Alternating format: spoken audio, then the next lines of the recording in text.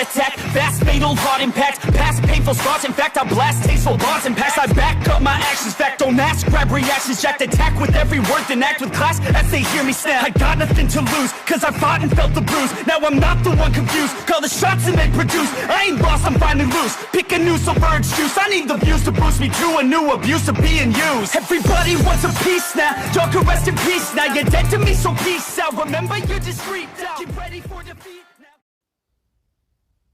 Alrighty. Hello everybody. This is Kirusho here, and now, before we do begin, let us give a brief little review. In the last part we had Izuku, Koya, and Bumint. Now, these three, they broke into a facility and stole data. They also left behind something that would allow them to get into the back door of this network. Now, Deku and Koya, they went inside, while Bumint, he basically just dropped them off and went to go get back to the vehicle. These two took care of business, smashed the computer so there was no trace of what they were doing on the computer, and got out of there. Basically, what's going to be happening is people will show up, find the security guards, and that's about it. A smashed computer and their network's perfectly fine. Whatever was going on there, no one knows. All they know is their stuff that's been backed up remotely or somewhere else, it's fine. And, well, they're not too sure what the thieves may have stolen. Now, with that being said, these two get back to their headquarters and drop off the data. And Deku, while he actually is there, he actually is thinking about a lot. As we do actually have Yokits, who does go walking over to Deku. Oh, hey Yokits. What's up? Not much, young man. I would like to talk to you for a minute. Ask you a few questions. About the mission? Yeah. Alright. But you might want to ask Bumint. He came up with a better plan than us going through the sewers. No, it was not about that. Oh, did you already talk to Koya? No, I haven't. We don't need a rundown. I actually was curious about a few things. Right. Now, the two are going to walk outside. And, well, Yokits, he does ask Deku a few questions about what happened. The two took out security guards. Then they got the data and left. They just made sure that they wouldn't be able to be traced. I see. That was good. You think so? I mean, Koya talked about how they could track it back, find out we uploaded something, but also stole files. No, it is alright. I understand what you were doing. However, replacing the computer, it will be easy for them. I see. Good. Correct. You've made great strides in your time here, have you not? Yes, I have.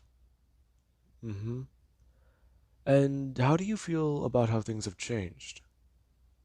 Oh, I mean, it was to be expected after I realized exactly how serious this was. I mean, I know you guys talked about it, but we're here. I'm here. This place is doing good things. And did you look at the data? Only what we were told to find. Good. Now, another question. Why have you not returned home? That question, are you worried about what you might find? No. I don't feel like it's the right time yet. Young man, Haran and I have spoken about this before. You talked about how you wanted to wait until your injuries were healed. Then you went on another mission. Then you went on another after that. Then another and then another. and then you spent time with some friends and personal time to yourself. You spent a bit of time by yourself, and then went on more missions. You do see my pattern here, correct? You've been doing a lot, yet you have ignored what we may have given you as a recommendation for advice. I know, I know. Listen, it was advice. I understand that, but I'll go back home at one point. I just don't want to go back home right now. I see. Is something bothering you? I've been trying to find out a good way to bring it up to my mother. Talk to her about the White Lotus. I see. I had my suspicions. Right. Yeah. I do talk to my mom still. And she knows I'm traveling. She knows I've met somebody. And she knows that I'm doing good. She's been talking to me and even passing along messages that the White Lotus have given her. Now that I waterbend, they're curious about it. They want to know if I'll come back and go to the Water Tribe. Head to the Water Tribe? Yeah. I mean, they think I need to be properly taught. Traditional methods. Hmm. That does seem like a conundrum. Huh. Did you not spend your early years there? I spent a decent amount of time there whenever I was a kid. But people, they didn't think I would be able to do it. Whenever you can't even bend a bucket of water, they lose faith in you being the Avatar. Especially when they watch you throw wind and fire. Hmm, I see. Well, that does sound quite intriguing. So you're avoiding them because you think that you'll just be thrown to the Water Tribe? It's not that. It's just, if I confront my mother about it, I know she'd feel bad.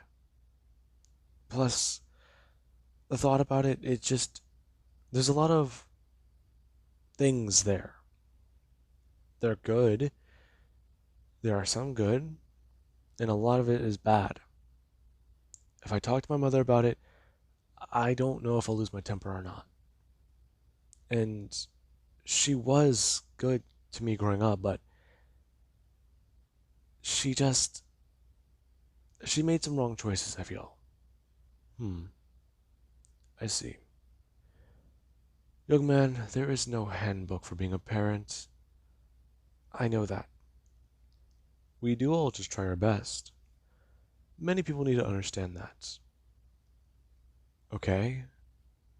But it's just, your mother was put in an unusual situation. I mean, what? When was the last time an avatar made an appearance? Hundreds of years? It was intriguing to say the least. Fact was, by the time that you were born, you were believed to be a legend, a myth, a fairy tale made up by people of the past. Well, there were records of the avatars, but many people forgot much about them. Yeah, maybe you're right. But still, the White Lotus literally had to reform after my birth, just to try and raise me, guide me. I mean, I don't even know if they reformed. They could have just been waiting. It is very likely that that is probably the case. Hmm. And that's what I don't like about it. These people waited their entire life for me to show up, and I hate them for it. They spend however knows long doing all this. They funded my life, gave me places to stay, gave me the best teachers available, and I don't want that. I didn't want that. I wanted to be a kid. I mean, the people who I know here are the first friends I've ever had, family I've ever had. And the idea of just going back to them, I don't know. I'm a different man than I was back then. I'm not that same boy that was just flown around everywhere and taught. I just don't get it. There was no need for me to do anything. Master the elements, rush through them, and literally spend most of my life doing this. I see where you are annoyed, Izuku. I'm more than annoyed. I was robbed of a normal life just because I was born the Avatar. And I didn't choose this. It was because two angry fucking spirits were fighting. And I was just in their way. My mom was just in their way. Then my life becomes constant training, constant tutors, constant lessons, and whenever I'm not away from them, or whenever I am away from them, sorry, I learn what it means to truly flow with water. I know what it means to just be able to calm down and relax, have fun, and just do whatever I want. No one's telling me what to do, breathing down my neck, constantly monitoring what I'm doing, asking questions every fucking minute of the hour. I don't know. I feel like if I go back there, I'll lose my water bending. I might lose my fire bending too. I just don't understand it. These things that I've done my whole life, I knew them to be natural until I was away from them. And now, I don't know what to think of them. I see, Izuku. You must face them. I get that, but I just don't want to face them just yet. Izuku, every man must face his demons. He never will be ready whenever he does face them. If that man is ready, then he is a liar. I see. Yes. Now, I do hope you understand what I am telling you. It's time that you must. And I say that as a friend, not as a teacher, nor as a master. I say that as somebody who has lived through life. If you do not face it now, there may be a moment whenever you can't. Yokits, I hate when your advice makes sense. I see. I've spoken to a lot of people who think that way. Many of them would agree, some disagree. However, I do just try my best. But you do understand what this does mean for you then, correct? I do, yeah. I do. I gotta go home and see what's going on. Correct. Now, I will be in touch. I will make some calls and figure things out. Afterwards, we can get you scheduled. In fact, I do believe that Haran is in Japan. He is? Yes, he is. He is speaking with some associates. And I actually am bringing this matter up because I do think that he would like to have you come by. Why? It is for him to discuss with you, not me. He is calling you back to Japan for a reason. And, well, he would rather you discuss your own personal matters first. In fact, he did want to talk to you. So, whenever you do arrive, deal with your personal affairs. And whenever you are going to leave, don't. Stick around. And, well, call him. He'll be expecting it. Okay. So, is that it then? Yes. However, I do believe that you are forgetting one thing. Your traveling companion. You mean Koya? Yes. Take her with you. She has been doing quite a bit. I believe that time off will serve her well. Along with that, I have been informed that she has seemed under duress. She may have lost her will to bend. Are you serious? She hasn't told me anything like that. Yes, she may be going through some personal matters with her family. I don't know much about her predicament, but it is strange. Strange? Koi is the calmest person I know. She was bending earlier fine. Perhaps it must be a miscommunication then. I would have to look into this. It could have been wrong. I can ask Koi if she wants to go, but I can't make any guarantee. She may have been under stress, but I can't see her losing her bending over it. Correct. I'll have to ask where I got that information from then. Perhaps the source could have been wrong. A source? Yes. I do contact and talk to many masters, see how people are doing from time to time. If they do seem to be off or dealing with certain things, then perhaps it is time for them to take time or try to solve things for themselves. I get that. Good. Confront her. Ask her to go with you. Perhaps the time will do both of you good. I know it will do you well. For her, however, she is a more delicate matter. Right. Thanks, Yokits. Do not worry, Izuku. Now, I believe that you have to go have a conversation with somebody. Now, Deku, he would go to leave. And whenever he does so, you do actually have Yokits who he would go to someone turn and call. He calls Haran, and he does tell him about a few things that have been going on.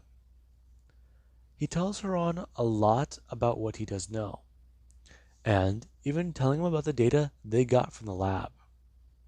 Now, Haran, he is somewhat happy by this. And Deku, he does go somewhat talk to Koya. Him telling her about what's going to be happening, and at least asking her if she would like to go with him. And Koya right now, she actually is a bit more intrigued. She knows that Deku mentioned it before, and she was skeptical. But the two, they've been together for a little bit of time. About a year, a little more than that. And, well, she's not really too sure whenever Deku might go see his mother again. And, yeah. He's been very evasive about it. I mean, yes, he's talked about it and it does contact his mother, but whenever that subject is brought up, it's just evaded by him. Okay, so maybe going with him, it'll help him. It'll help clear her mind as well. Now, the two, they do get to set off the next day. And there actually is at the airport, where Deku, him and Koya would arrive. And whenever they do so, Deku, he is somewhat annoyed by what he does see. There is a member of the White Lotus standing there. And they actually have a sign that does have Deku's name on it. And Deku, he would go to walk over, as the man standing there does go to greet him, and explain who they are. Deku, waving them aside, explain that they are familiar with this, and it is nothing new to him. It has been time, but he does remember the procedure. Now, the person standing there, they are somewhat happy by this. They can skip formalities and just go straight to verification and getting into the vehicle. And Koya does watch Deku's face. Deku, he does go through the annoyance, confirmation, and even checking something that he hates to do. He says a code phrase that he was given by the White Lotus, and it's a very embarrassing one. Now, Deku, he also does something to flash his eyes, And the man, he does confirm that this is the Avatar. As Deku, him and Koya put their briefcases into the trunk and get in the vehicle. And the man, he does just drive. Now, Deku, he's never seen this man before. However, the man, he does look back at Deku constantly. And Koya, she actually is going to mentally note this. She can understand why Izuku, he is uncomfortable. They've been in the car for less than 20 minutes. And the guy, he's already taken his eyes off the road to stare at Deku at the stoplights at least a few times. And she can tell that he does have a multitude of questions to ask. Now, Deku, whenever they do arrive, he does see his mom and dad. And he's a bit more surprised. He sees his dad. Now, whenever Deku is going to walk up to them, his mother immediately does go to hug him, talking about how long it's been and how she's been worried sick about him. And Deku's father, he does stand there. Him greeting his son with a firm handshake. And whenever he does so, he actually is going to slightly turn Deku's arm to see the scar on it. The 3 large claw marks. Wow. Quite a hefty trophy you got there. Yeah, that's a long story. Is it? Jesus, Izuku. Is that alright? Are you okay? Did you get professionally treated? I did. And that actually is how I met my friend Koya here. Your friend? Oh, a pleasure to meet you both. Now, Inka would shake Koya's hand. And Koya, she actually is going to somewhat politely greet Hisashi. And Hisashi, he does ask about that. And Koya would try to explain. She is a member of the Water Tribe, and she actually does know a decent amount about Water Tribe healing. And she met Izuku whenever he got injured by a wild animal whenever he was on a hike. She happened to be in the area, and she helped him. He fought off the creature that attacked him, and the two had to get away. Whenever they could, he got medical attention, and the two talked. She was quite intrigued whenever she met him. And Deku, yeah. To put it lightly, he was a bit silly. Now, Hisashi is found to be very strange, as the four do go inside and talk. It is very strange for Deku and his father. The two haven't really seen each other in... Fuck, how long has it been? What, the two would talk a lot on occasion, but he got busy with work and... Well, Deku got busy with training? Yeah, there's a lot to talk about there. Now, Deku and his father are trying to catch up, and it feels strange to Hisashi. He remembers seeing this boy, but now he's seeing this man in front of him. And for Inko, it does feel very strange as well. Her son, she remembers him leaving differently. He was, well, from the best way of saying it, not carrying himself correctly. He seemed unsure of his actions, questioning everything he did. And, to say it in the very least, he had all this power but nothing to do. He had all this training and all this stress on him. He had the weight of the world bearing down on his shoulders, and he didn't seem like he was the right person to carry it. But now he's come back. And he's come back not only able to carry it, but with somebody who he might be able to make a world with. And that's something that Inko, she does somewhat find to be intriguing. She's happy that her son is happy. I mean, he's smiling, he's talking, and his movements don't look calculated. They just flow. And it seems odd. She's never seen Izuku like this. You okay, Mom? Yeah, sorry. You've changed so much. I haven't changed that much. No, you really have. Still the same old Izuku. I see. Still got that sense of humor. But your right arm, that large scar, where did it come from again? Uh, Giant talks out in the forest. Uh, what? It's a strange animal. I don't know. It's hard to explain. It was a tiger fox. Right, right. Yeah. That's the other name they give it. But the other one seems appropriate, I guess. Scientific name, not too sure why they call it that. But this thing attacked me and got me pretty good. I tried to scare it away with flames and it stuck around. After that happened, I attacked it and tried to cage it, but that thing is dangerous. I mean, hell, they're bigger than a horse, and they are fast. However, flying through the air is faster. I bet. Mm-hmm. Besides, it was easy to get away whenever you got closer to civilization.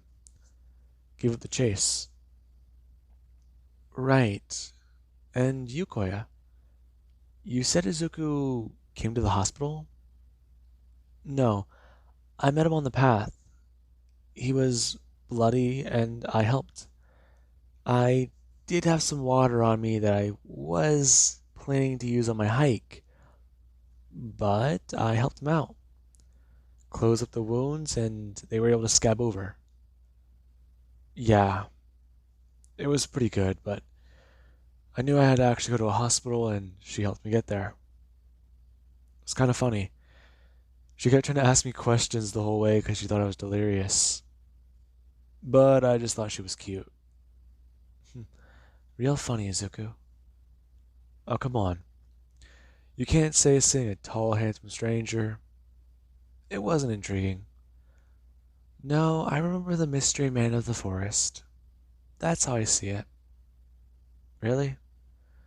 Because I could have swore it was the moment you saw me. Love at first sight, wasn't it? No, it was more like, oh Christ, he's bleeding. Real funny though. Then again, it was intriguing whenever we were talking. I thought you were honestly gonna pass out in the car. But you were just saying so much shit. It was adorable. Right, right. Anyways, I might need some more coffee. Is there a fresh pot or do we need to brew it? Might need to brew it. Alright, I'll get that done. Now, Deku, he does gotta stand up, turning and walking over to make a fresh pot. And while he's doing that, you'd actually have where Deku, he does think about a lot of things. And meanwhile, we actually go somewhere else. Haran, he's meeting with somebody. And that person, they are very intrigued to meet with a member of this organization. They're curious to know what they are going to be doing and how things will be going. Especially because this might be the beginning of a very interesting partnership. As right now, Haran, he's sitting in a bar, and the bartender does go to inform him about a few things that are happening. As a man just come walking out of the shadows, and express to Haran a few things that they may need to discuss about his particular plan and his organization's ideals. Now, with that being said, I hope you guys enjoyed, and have an amazing day. I'll catch you guys in the next part.